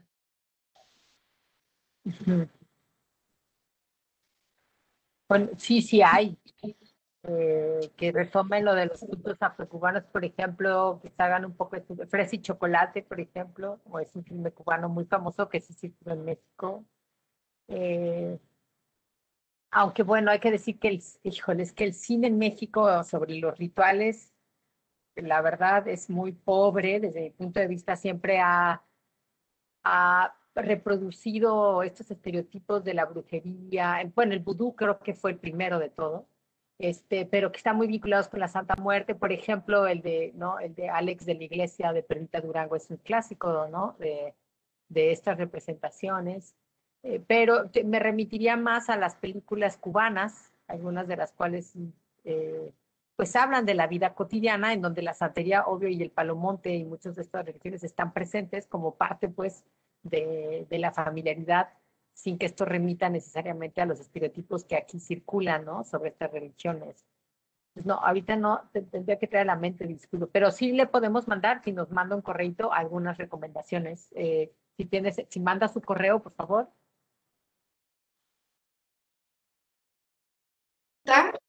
De Aida Luz Sánchez. Dice para Nayeli, en su presentación se centró en el cine. Sin embargo, usted nombró su interés por las prácticas como la danza que está en las prácticas religiosas de la santería. ¿Cómo fue su experiencia corporal sensible de investigación de lo afro? ¡Ay, tremenda pregunta! Bueno, fue una experiencia que me cautivó. O sea, claro, al principio creo que mi primera experiencia corporal y sensible que me conectó con mi tema de estudio fue un toque de tambor. Y claro, un toque de cajón, que es a los muertos.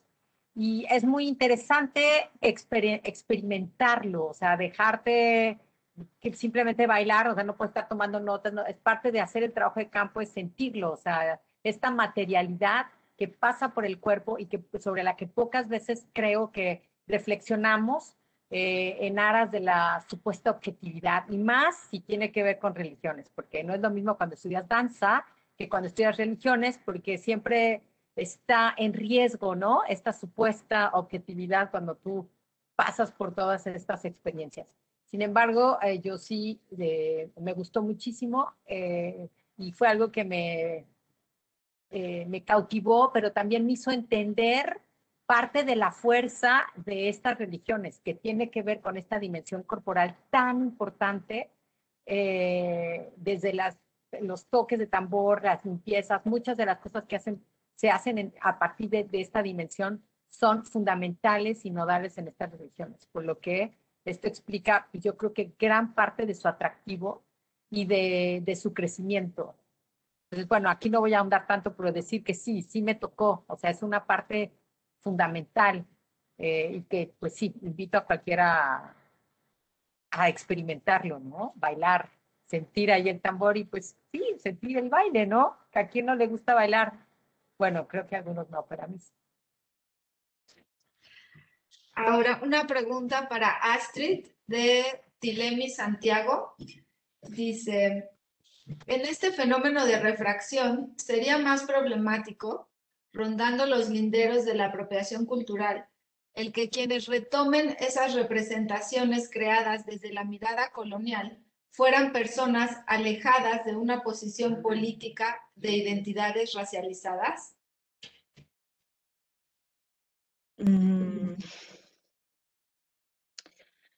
Bueno, no sé si estoy entendiendo la pregunta, pero bueno, la voy a responder un poco como yo la puedo interpretar, ¿no?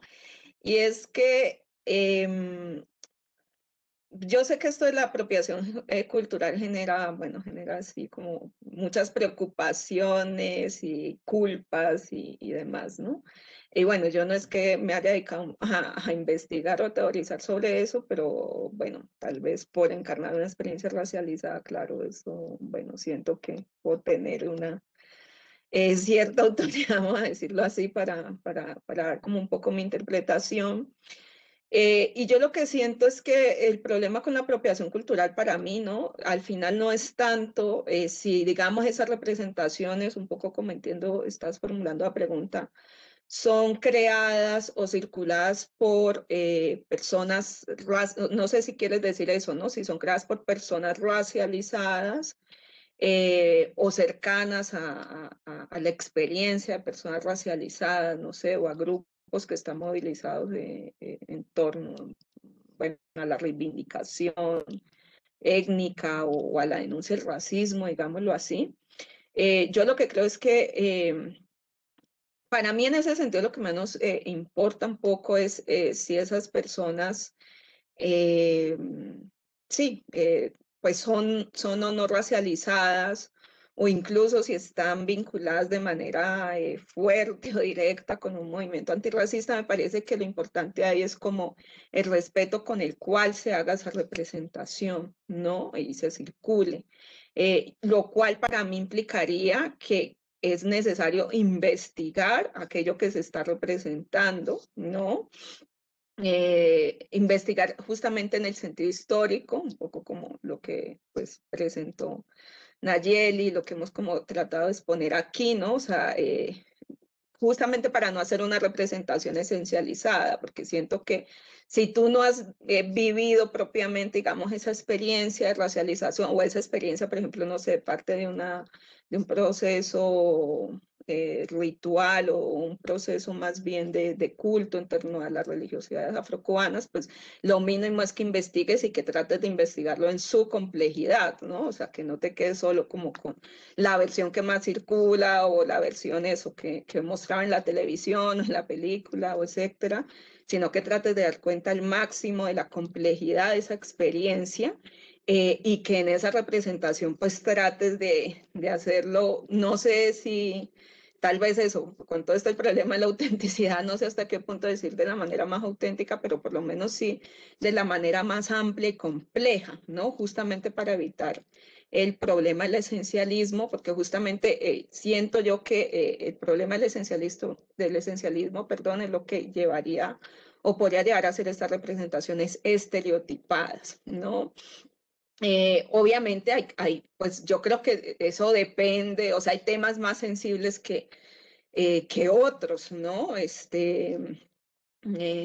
No sé, digo, una cosa es si voy a aportar pues sí, como todo un repertorio de vestimenta, de peinado de poblaciones afro y eso en qué espacio circula y cómo yo lo presento. Es decir, si estoy haciendo eso creyéndome que ya yo estoy encarnando esa experiencia de racialización, pues sí diría, bueno, cuidado, ¿no? O sea, como peligro, ¿no? O sea, creo que ahí podría estarse haciendo un proceso de despolitización, pero si lo que justamente estás es como representando, o sea, estás entendiendo que tú no estás encarnando esa experiencia y no vives los efectos del racismo, pero sí tienes, digamos, una posición, digamos, de acercamiento y quieres representar eso de la manera más compleja, pues para mí me parece que no es problemático, no es tan problemático que eso lo haga una persona que no sea negra o que no esté articulada de manera profunda con el movimiento antirracista o afromexicano o afrocolombiano. O sea, creo que la cuestión es como el respeto en el acercamiento y en la forma de representación que debería tratar de ser lo más compleja, amplia sí, y digamos heterogénea posible, ¿no? porque creo que cuando se intenta decir, bueno, así es el afromexicano y solo es así como el de Veracruz, ahí ya hay peligro, ¿no? O es solo como el de la Costa Chica, ahí hay peligro, ¿no? O sea, claro, te puede enfocar solo el de la Costa Chica, pero sabiendo que, pues que esa es una particularidad en torno a una experiencia afrodescendiente más amplia en México y que incluso en esa experiencia de la Costa Chica ahí también hay diversidad, ¿no? Que no todos son iguales, aunque haya muchas cosas en común. Pero bueno, eso es lo que yo diría. Y yo quería decir dos cositas y ya con eso cierro. Por ahí otra pregunta que había dicho o había hecho una compañera como de proyectos que digamos como que no estereotipen, ¿no? Que representen, digamos, las experiencias racializadas o las experiencias negras como, pues sí, como saliéndose de esa vía de estereotipación, pues bueno, yo sobre todo, yo en México no conozco tanto, y la verdad todavía tal vez ahí me falta, y bueno, y como dice la doctora Nayeli, siento que en ciertos ámbitos sí se reproduce mucho la estereotipación, tal vez lo que yo más he visto, y tal vez lo que conozco un poco más en Colombia, pues que obviamente tengo como una parte, una experiencia allá, entonces ahí conozco la experiencia de un grupo de danza que se llama Sankofa, Sankofa Danza Afro, que está en Medellín, y es integrado pues, por gente negra principalmente, y ahí hay como una, bueno, hay toda una serie de representaciones y de creación artística a partir de danzas de matriz afro, tanto afrocolombianas, pero también como de matriz, digamos, africana, no solamente, digamos, afrocolombianas, ¿no? Y de hecho se trata de representar las experiencias de racismo, o sea, no solamente como la parte culturalista de la experiencia afro, sino también como una representación de la experiencia de dominación, de racismo, de resistencia, y es un trabajo muy interesante. Y también en Bogotá está la experiencia de eso en teatro, de Diocajú, Generación Arte Afro, que bueno, es una pareja afro y digamos es como un proyecto de familia, ¿no? Y a veces también vinculan como a las madres de esa pareja y a veces dirige el chico, a veces la chica, bueno, tienen ahí creaciones compartidas, algunas por separado. Y ahí sobre todo se ha representado con la experiencia de de la gente negra, sobre todo del Pacífico, porque ellos vienen del Pacífico colombiano, ¿no? Tienen esa experiencia. Y ahí es sobre todo con teatro, claro, también hacen uso de la danza, pero sobre todo el teatro. Y bueno, yo tuve la oportunidad de verlos, tienen unos trabajos muy buenos. Yo tengo por ahí un artículo que es como sobre esa experiencia de ese grupo y bueno, también podría compartirlo. Y bueno, eso, gracias. Hay una última pregunta, me parece, de Ariadna Aguilar. Quisiera saber si está vigente esta influencia religiosa y dancística afrocubana en la juventud afromexicana, o si ahora influyen otras formas de representación de la afrodescendencia en la diáspora.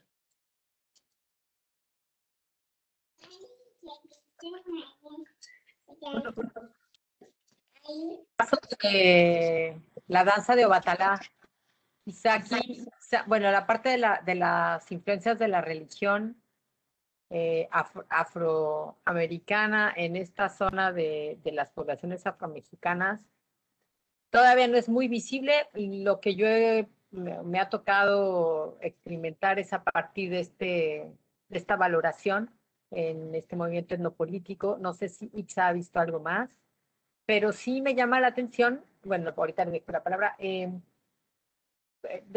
este trabajo que he hecho a lo largo del tiempo, no encontré nunca la práctica de las religiones afro en estas comunidades, ¿no? Afroamericanas. Sin embargo, algo que me llama la atención es que en el censo, cuando hago el cruce de etnicidad con religiones afro, ahí hay algo presente, no señala alguna particularidad, pero a lo mejor una pista por seguir, no sé si puede ser reciente o no, habrá que explorar, pero hasta el momento no he tenido ninguna información etnográfica sobre este vínculo, ¿no? Particular, más allá de la que mencioné.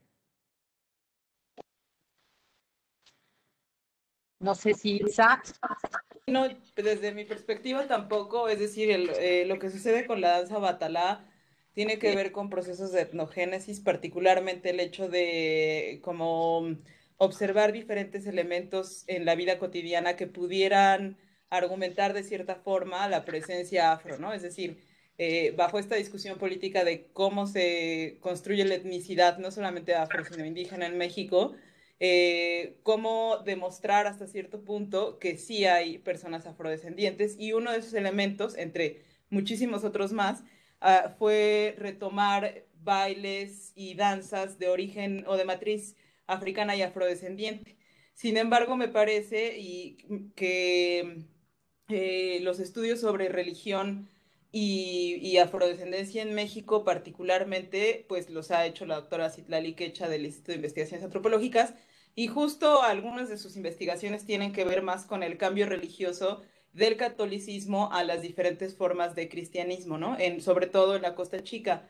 Pero no hay, como bien señaló Nayeli, un tema particular de que sea la población afro, como se pensaba en la antropología en el siglo pasado, que hubiera, como señaló Nayeli, insisto, una continuidad, ¿no? O un rasgo particular de la población afromexicana con cierto tipo de religiones afro. Hasta ahora sabemos que este tema del toque del tambor, un poco vinculado con las danzas también que se han traído a México, que tienen como origen Guinea, o también los ritmos afrolatinos, han sido como una marca étnica construida particularmente para argumentar por el reconocimiento de la población, sin que esto sea verdadero o falso, como decía Astrid, auténtico o falso, ¿no? Sino como una forma de movilizar una serie de signos que están presentes sobre, digamos, la herencia afro en México, que tienen, o sea, habría que observar desde la religión, digamos, el baile, diferentes tipos de baile, pero también las narraciones sobre el origen, ¿no? Digamos, las cuestiones vinculadas a la territorialidad, etcétera. Entonces, hasta donde yo sé, más bien este tipo de religiones son, como bien señaló Nayeli, pues tienen diferentes etnicidades, por decirlo de alguna manera, ¿no? O sea, hay personas migrantes del Caribe que la llevan, en México, pues que la profesan, no sé cómo se dice, si la profesan, pero también hay mucha gente mexicana que lo hace sin necesariamente reivindicarse como afrodescendiente, ¿no?